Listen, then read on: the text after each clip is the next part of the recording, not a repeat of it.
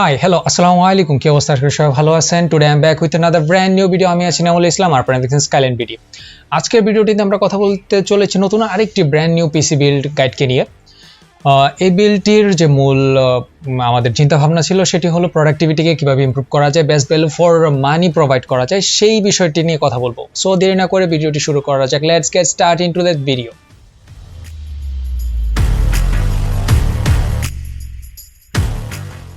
আমরা এই ভিডিওটি সাজিয়েছি তিনটি পর্যায়ে। আমরা প্রথম পর্যায়ে কথা বলবো এই বিল্ডটির কম্পোনেন্টগুলোকে নিয়ে, দেন কথা বলবো এই কম্পোনেন্টগুলোর পারফরমেন্স, প্রাইস এগুলোকে নিয়ে, দেন কথা বলবো এই বিল্ডটি কাদের জন্য, এই বিল্ডটির পারফরমেন্স কাদের জন্য বেস্ট ভ্যালু ফর হতে চলেছে। সো আজকের বিল্ডটির যে মোট বাজেট রাখা হয়েছিল সেটি হলো 92K।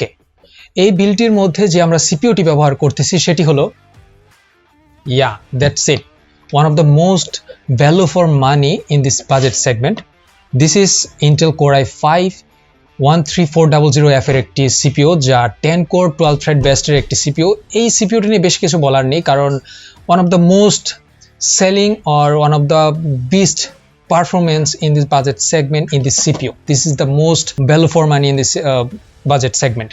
দেন কথা বলা যাক এর মাদারবোর্ডকে নিয়ে। মাদারবোর্ড হিসেবে আমরা এখানে সিলেক্ট করেছি MSI ম্যাক বাজুকার একটি DDR4 মাদারবোর্ড, যা 2023 সালের মোস্ট সেলিং এবং most value for money provide করা একটি মাদারবোর্ড, এবং এর প্রাইস রাখা হয়েছে 18,600 টাকা।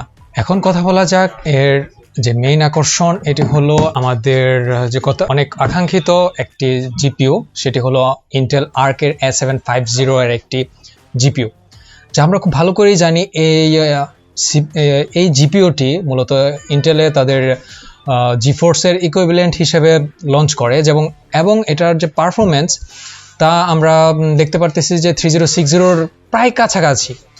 তো আমাদের যেহেতু বাজেট কম ছিল, বাট বাজেটটা সংকটময় ছিল, এই জায়গায় আমরা 3060 থেকে বেশি ভ্যালু ফর মানি প্রোভাইড করতেছিল A750, এবং এর প্রাইস রাখা হয়েছে, আপনারা জেনে আসলে অবাক হবেন যে এর প্রাইস রাখা হয়েছে 30K অনলি।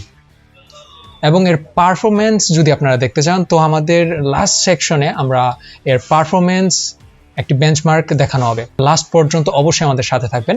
এখন কথা বলা যাক এর সিপিইউ কুলারকে নিয়ে।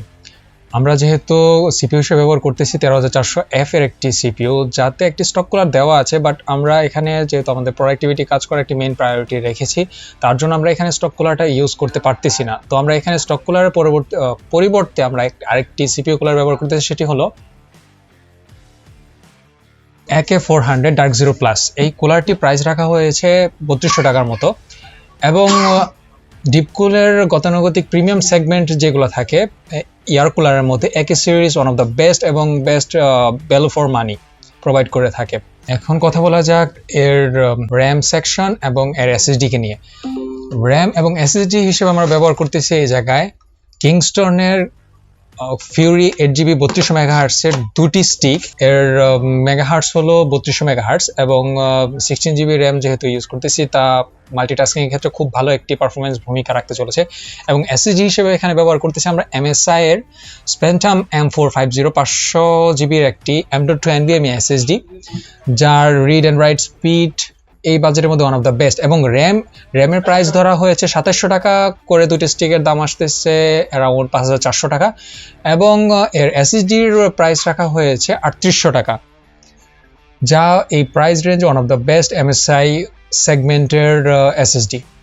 এখন কথা বলা যাক এর পাওয়ার সাপ্লাইকে নিয়ে। পাওয়ার সাপ্লাই হিসেবে ব্যবহার করতেছি আমরা এখানে MSI এর ম্যাক A550BN এর একটি পাওয়ার সাপ্লাই, যা হলো 550 ওয়াটের একটি 18+ ব্রোঞ্জ সার্টিফাইড পাওয়ার সাপ্লাই, যার প্রাইস রাখা হয়েছে 4700 টাকা। এবং MSI এর এই বাজেটের মধ্যে one of the best selling power supply আমি মনে করতেছি MSI, এবং best value for money provide করতেছে এই পাওয়ার সাপ্লাইটি। দেন লাস্টলি কথা বলা যাক এর কেসিংকে নিয়ে। কেসিং হিসেবে ব্যবহার করতেছি আমরা এখানে ওভো এর একটি কেসিং। ওভো এর কেসিং মডেলটি হলো ওভো E335D ব্ল্যাক এর একটি কেসিং, যার প্রাইস রাখা হয়েছে 2800 টাকা। আমার এখানে বাজেট একটু টাইট হয়ে যাওয়ার কারণে আমাকে এই কেসিংটি ইউজ করা হয়েছে। আমরা প্রিভিয়াস বিল্ডও এই সেম কেসিংটি ব্যবহার করেছিলাম, এবং বর্তমান কেসিং এ এটিতে প্রাইস রাখা হয়েছে 2800 টাকা। এই ইন টোটাল যদি আমি আমার প্রাইসগুলোকে কালেক্ট করি, তাহলে প্রাইস দাঁড়াচ্ছে 92,000 টাকার মতো, 92,000 টাকার মতো। এবং একটা কথা বলে নেই, যারা আমাদের এই ইউটিউব চ্যানেলের থ্রু স্কাইল্যান্ডের মধ্যে বিলটি করাতে যাবেন তাদেরকে এই বিলটি রাখা হবে 89,000 টাকা অনলি। এখানে 3,000 টাকার মতো ডিসকাউন্ট করা হবে শুধুমাত্র যারা আমাদের এই চ্যানেলটির থ্রু এই বিলটি করতে যাবেন। এখন কথা বলা যাক এই বিলটির পারফরমেন্স সম্পর্কিত কিছু তথ্যকে নিয়ে। পারফরমেন্স যেহেতু কথা উঠেছে, এখানে আমরা প্রথমেই কথা বলে নিই সিপিইউকে নিয়ে। সিপিইউটা হলো 13,400F যেহেতু আমরা ব্যবহার করতেছি, সেটি সম্পর্কে আগে একটু ধারণা নেওয়া যাক।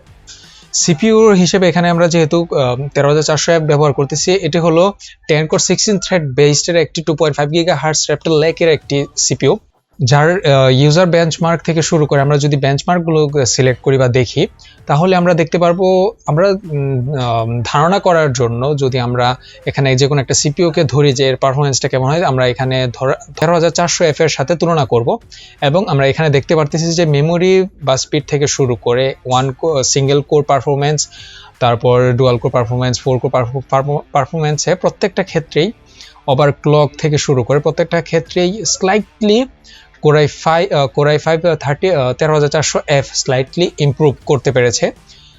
এবং এর যে 4 কোরের যে পারফরমেন্স অ্যারাউন্ড 2 or 3% ইমপ্রুভ করেছে। বাট এখানে বেস্ট ভ্যালু ফর মানি যখন প্রোভাইড করার কথা আসতেছে, তখন দেখা যাচ্ছে যে আমরা এখানে শুরু থেকে নভেম্বর 21-এর শুরু থেকে আমরা দেখতেছি 2023 সাল পর্যন্ত 13,400F সবচেয়ে বেশি করা একটি সিপিইউ এবং এর price to performance ratio good enough. এখন কথা বলা যাক এই ডেস্কটপটির বা এই বিলটির যেটি আমরা সিলেক্ট করেছিলাম জিপিইউ হিসেবে আর্কের A750। এখানে আমরা বলে নিই আর্কের A750টি যখন ইন্টেল রিলিজ করে তখন তারা মূলত সরাসরি যাতে RTX সিরিজকে কম্পিট করতে পারে তার কথা মাথায় রেখে মূলত এই জিপিইউটি রিলিজ করে।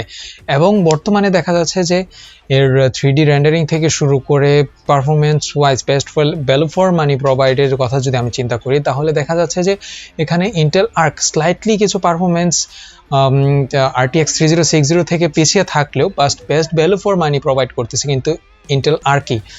এবং ইন্টেল প্রমিস করেছে তাদের নেক্সট যে আপডেটগুলো হতে চলেছে এ থেকে আর্কের A750 যে A750 এর performance day by day improve হবে। এবং ইন্টেল সেই কথাটিও রেখেছিল যে ফার্স্ট যেই তাদের যে আপডেটটি ছিল সেটি থেকে যখন সেকেন্ড আপডেটটি দেওয়া হয় তখন এর মাচ মোর বেটার পারফরমেন্স দেখা গিয়েছে। এবং এ নিয়ে আমাদের যে ফেসবুক কমিউনিটি ছিল এটিতেও ভালোই অনেক কথাবার্তা দেখা গিয়েছে। সো লাস্টলি কথা বলা যাক এর কনক্লুশনগুলোকে নিয়ে। কনক্লুশন হিসেবে যদি আমি বলতে চাই এই বিলটি কাদের জন্য, সরাসরি আমি এই বিলটি প্রথমেই যে মেইন ফোকাস করা হয়েছিল সেটি হলো যে প্রোডাক্টিভিটি লাইন আপকে একটি অ্যাফোর্ডেবল প্রাইসে নিয়ে আসা। 89K or 92K এর মাঝে যদি আমি কোনো প্রোডাক্টিভিটি বিল্ড করতে চাই তাহলে আমাদেরকে অবশ্যই 1 লাখ টাকার উপরে বাজেট রাখতে হবে যদি আমি প্রোডাক্টিভিটি লাইন আপকে যদি টার্গেট করি। বাট আমাদের যেহেতু মেইন ফোকাসটাই ছিল যে আমরা কিভাবে 90K এর ভিতরে একটি প্রোডাক্টিভিটি বিল্ড তৈরি করতে চাই, তার জন্য আমরা ইন্টেল আর্ক সিলেক্ট করা, কোরাই 5 13,400F কে সিলেক্ট করা, এগুলাকে মূলত আমরা সিলেক্ট করার মাধ্যমে আমাদের প্রোডাক্টিভিটি লাইন আপকে যেহেতু আমরা 90K এর মধ্যে ফোকাস করতে সক্ষম হয়েছি। এই না যে শুধুমাত্র এখানে প্রোডাক্টিভিটি লাইন আপকেই টার্গেট করা হয়েছে, এখানে আমরা চাইলে খুব ইজিলি অনেক প্রকার গেমসও খেলতে পারবো। এটি নিয়ে আমাদের সামনে যদি আপনারা চান তো আমাদের বেঞ্চমার্ক সেগমেন্টে দেখানো হবে। সো আজকে এই পর্যন্ত। Hopes like, hopes subscribe. Thank you so much. See you next video.